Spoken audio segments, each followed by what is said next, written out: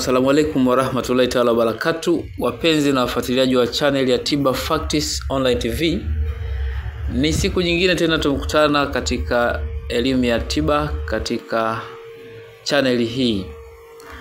Niliuliza swali na mtu mmoja anasema, naomba unifundishe dua. Dua ambayo itanifanya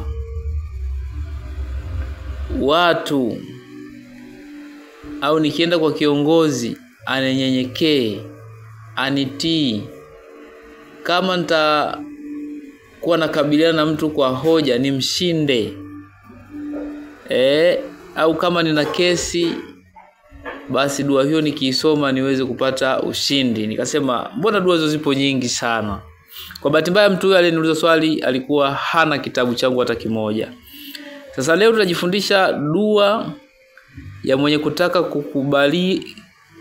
kukubalika katika lile jambo analolitaka. Labda anakwenda kushindana kwa hoja, au anakwenda kukabiliana na mtawala jeuri. Mfano kuna kiongozi jeuri.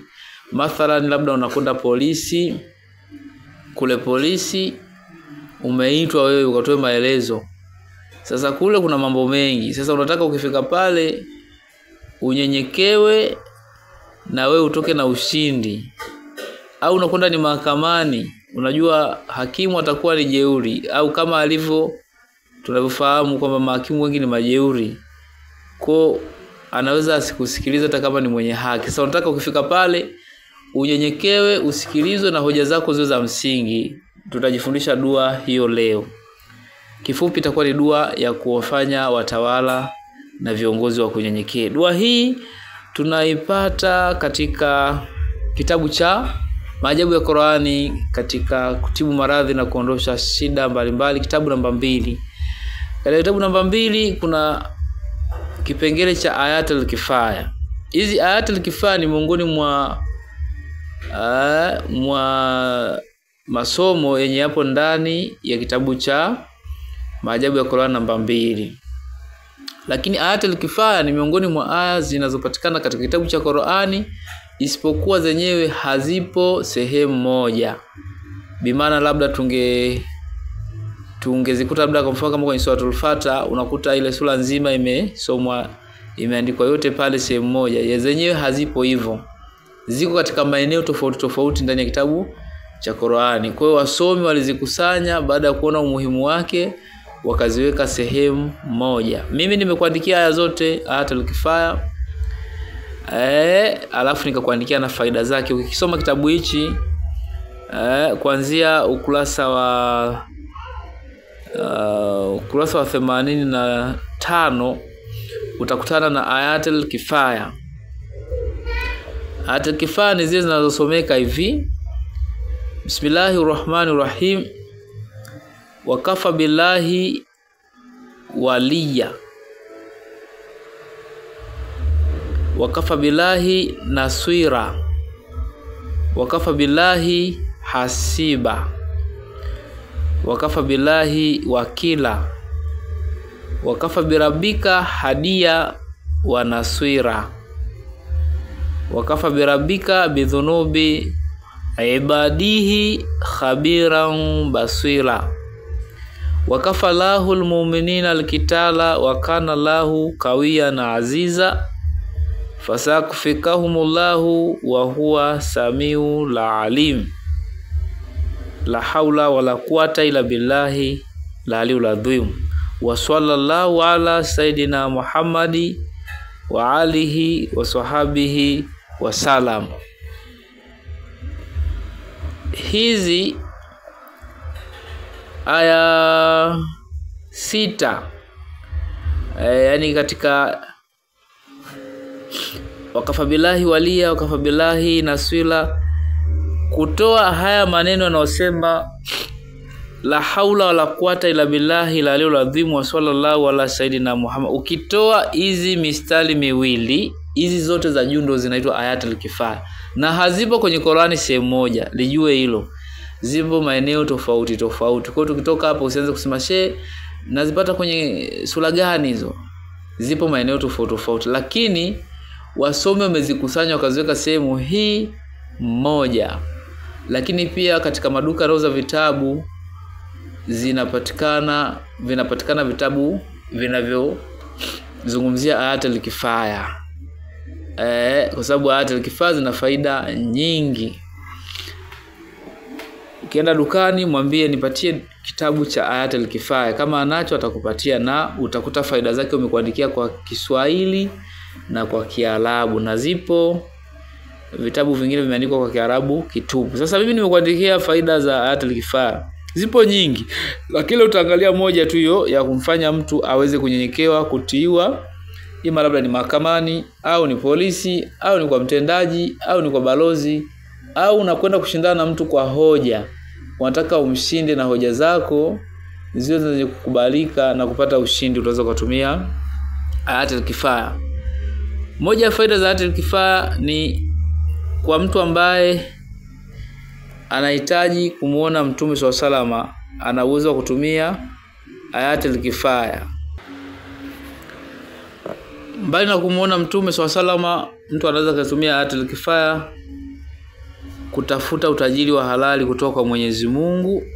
Kuna namna ya kuzitumia Ayatul Kifaya. Aya hizo mtu anaweza akazitumia kuondoa balaa la madeni katika maisha yake na kuondoa misukosuko mingine. Ayatul Kifaya zinaweza zikatumika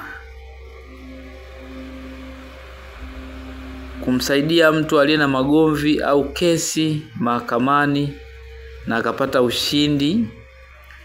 Ayatul Kifaya lakini pia zinatumika kwa mwenye kutaka kuoteshwa jambo lolote usingizini analolitaka. Unataka kuota jambo gani, unaweza kutumia Ayatul Kifaya. Lakini pia Ayatul Kifaya faida zake, anayetaka kujibiwa jambo lake lolote zuri lakini analomwomba Mwenyezi Mungu, kuna namna ya kutumia Ayatul Kifaya. Kwa hiyo hizi zina faida nyingi, lakini leo tutakuwa katika mwenye kutaka kukabiliana na mtawala au kiongozi jeuri au hakimu mjeuri au kiongozi mjeuri, ima ni kiongozi wako wa mtaa, mtendaji, mwenyekiti, umeitwa pale. Kuna hizi habari zinatokeaga, unakuta tu karatasi nyumbani, bwana unaitwa kwa mwenyekiti, hujui unaitwa nini, au inawezekana umeshakosea huko. Sasa unataka ukapate ushindi, basi unaweza ukatumia utaratibu huu. Sasa mtu yeyote anayetaka kwenda kuonana na kiongozi au mtawala jeuri au hakimu asiye mwadilifu, naye akahofia kuwa mtu huyo hataweza kumfanyia uadilifu, au anahitaji mtu huyo anayekwenda kukutana naye amshinde kwa hoja. Mathalan, kwa mfano kuna mtu anataka ukamshawishi akuelekee wewe. Mfano wale wanaouza vitu, ila kabla ya kuuza kuna majadiliano yatapita pale, mtakubaliana. Sasa unataka wewe ndio utoke mshindi pale, iba labda kutokana na bei au katika ushawishi, labda kuna kitu unataka ukipate kutoka kwa mtu fulani, inaweza kaingia pia Ayatul Kifaya katika kipengele hicho. Au unahitaji mtu huyo akupatie kitu cha thamani, labda mfano fedha au chochote ambacho unaamini kwamba hichi kitu akinipa huyu mtu mimi nitanufaika nacho, anaweza kukupa mtaji. Sasa unataka kuongea naye, sasa kile utakachokumwambia aweze kukusikiliza na kukutii na kukutimizia. Lakini unaamini kwamba huyu mtu nikimwambia hivi awezekana akawa na ugumu wa moyo au akapata uzito, basi ukiyataka yote haya mepesi, soma Ayatul Kifaya kwa idadi ya mara 17. Kisha utie nia kwamba Mwenyezi Mungu, mimi nasoma neno lako matukufu ambao ni Ayatul Kifaya. Lengo langu mimi nataka niende nikaongee na fulani anipe mtaji au aniazime pesa, au kama kuna jambo lolote baya kuhusu mimi kule nilikoitwa kwa mtendaji, kwa mwenyekiti, kwa balozi, si mahakamani, polisi, ni takachokisema ndicho kionekane ni chenye maana na chenye thamani. Basi soma Ayatul Kifaya kwa idadi ya mara 17, kisha nenda kakutane na mtu huyo unayekusudia kukutana naye. Basi kwa hakika mtu huyo atakunyenyekea sana na utapewa unachokitaka. Angalizo kwa vijana wote, msitumie sehemu hii, kipengele hichi, kuwashawishi wanawake, kwa sababu watamikubalia kwa ile nguvu ya dua hii. Lakini muitumie nafasi hii kutengeneza maisha yenu kwa kuwashawishi watu wamipe mitaji, wamipe zawadi, wamitekelezee majambo yenu. Kwa sababu mtu anaweza kaitumia vibaya na akaenda kupata madhambi. Mungu unaweza kumuomba katika njia ya kheri akakupa. Pia Mungu unaweza kumuomba shari akakupa. Mfano wewe unakwenda kutumia dua hii kwa ajili ya kumtongoza mwanamke. Lengo sio kumuoa, lengo ni kucheza naye, kufanya uzinifu. Bimaana utaandikiwa dhambi. Lakini ndio hivyo, umepitia njia ya kumomba Mungu kwamba mimi nataka nikitakachokiongea kikubaliki, anisikilize, anitimizie. Lakini sasa Mungu anakupa kwa sababu umetumia maneno yake, lakini utaandikiwa dhambi. Ndio maana nimeamua kupaweka wazi. Na ukiandikiwa dhambi, mimi simo, kwa sababu mimi nimekufikishia ujumbe huu kukufundisha na kukuelekeza. Nipo kama daraja hapa kukupitishia wewe kile usichokifahamu, au kukukumbusha wezekano ulikuwa unakijua lakini umejisahau. Kwa Ayatul Kifaya utazisoma kwa idadi ya mara 17. Bimaana ni kuanza kusoma hapa mwanzo mpaka mwisho, kwa kuanza kusema Bismillahirrahmanirrahim, wakafa billahi waliya, wakafa billahi nasira, wakafa billahi hasiba, wakafa billahi wakila, wakafa birabika hadiya wa nasira, wakafa birabika bidhunubi ibadihi khabira mubasira, wakafa Allahul mu'minina al-qitala wa kana Allahu qawiyan aziza fasakfikahumullahu wa huwa samiul alim. Unarudia tena wakafa billahi waliya, wakafa billahi nasira, wakafa billahi wakila, mpaka unarudia ile mara ya mwisho kule mwishoni. Utakapokuwa unamaliza ile aya ya mwisho katika ile idadi ya 17, ndio unaweza kuleta hii aya inayosema la haula wala quwata ila billahi la aliul adhim wa sallallahu ala sayyidina Muhammadi wa ali wa sahbihi wa salim. Hizi aya mbili za mwisho unaweza ukazisoma mwishoni ya idadi ile ya mara 17. Ila katika hizi nyakati zote utakuwa unaisoma kwa kuanza Bismillahirrahmanirrahim, wakafa billahi waliya, wakafa billahi nasila, wakafa billahi hasiba, wakafa billahi wakila, wakafa birabika hadiya wa nasira, wakafa birabika bidhunubi ibadihi khabira mubasira, wakafa Allahul mu'minina al-qitala wa kana Allahu qawiyan aziza fasakfikahumullahu wa huwa samiul alim. Ukifika hapo unarudia tena. Kwa utakuwa unarudia ila ile mara ya mwisho ambayo ni ya 17 ndio utamaliza na hii aya inasema la haula wala quwata ila billahi la aliul adhim wa sallallahu ala sayyidina Muhammadi wa alihi wa sahbihi wa salim. Basi utamaliza dua yako hapo. Basi kwa uwezo wa Mwenyezi Mungu utakwenda kufanikiwa. Hii dua sio mchezo, Sheikh. Moja kati ya dua hatari sana ni dua ya Ayatul Kifaya. Sema tumeelekezana kipengele kimoja tu.